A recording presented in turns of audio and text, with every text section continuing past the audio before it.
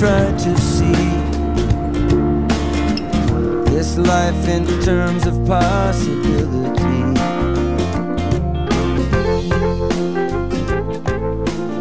MSSIS gives us a global picture of all vessels on the high seas. It's in the best interest of the United States because we're working in a global economy.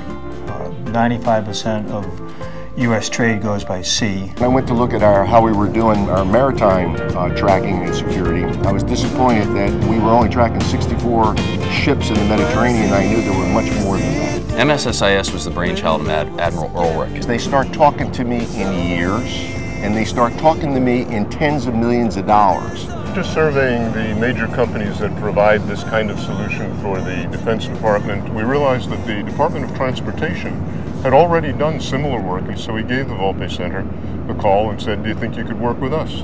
And then they called me back within a couple hours and said, we can do it for a couple $100,000, and is next Tuesday okay? Well, every vessel of a certain size has a transponder on board, known as the Automatic Identification System. Until we developed the software system, AIS transponders only send off data to local ships. The innovative part of it was gathering all of the local reception of these radio signals and combining them into a worldwide system. At this bridge here over my shoulder, they have a very inexpensive AIS receiver that will be picking up the transmissions of all commercial vessels that are going through the Cape Cod Canal. In 2003, there was an oil spill caused by a vessel going outside of the channel.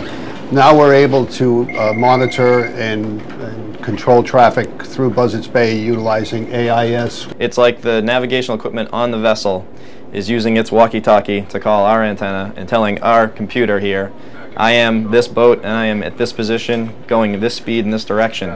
The idea was to put together a voluntary network that cost virtually nothing, no barrier to entry for any country. Everybody was treated as an equal, where if you gave what picture you saw locally, you got everything that everybody saw. And really all they need is a laptop and some transponders, and they can participate and glean all this value out of the collective, the aggregate information, simply by adopting some inexpensive technology. But it has also now become a diplomatic tool. It's become a means to connect other nations that have similar goals, and that being maritime security and safety.